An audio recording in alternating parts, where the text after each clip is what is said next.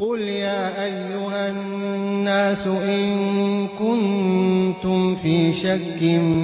من ديني فلا أعبد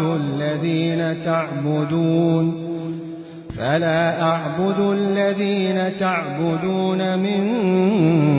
دون الله ولكن أعبد الله الذي يتوفاكم وأمرت أن أكون من المؤمنين وأن أقم وجهك للدين حنيفا ولا تكونن من المشركين ولا تدع من دون الله ما لا ينفعك ولا يضرك فإن فعلت فإنك إذا من الظالمين وإن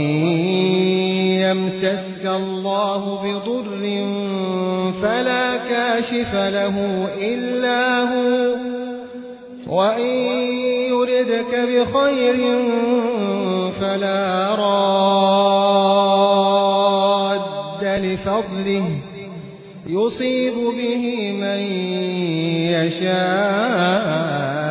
من عباده وهو الغفور الرحيم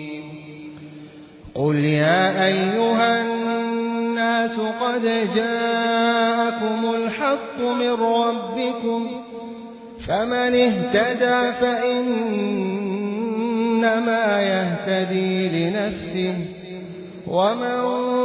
ضل فإنما يضل عليها وما أنا عليكم بوكيل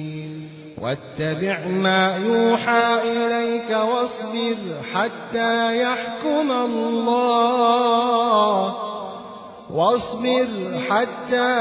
يحكم الله وهو خير الحاكمين.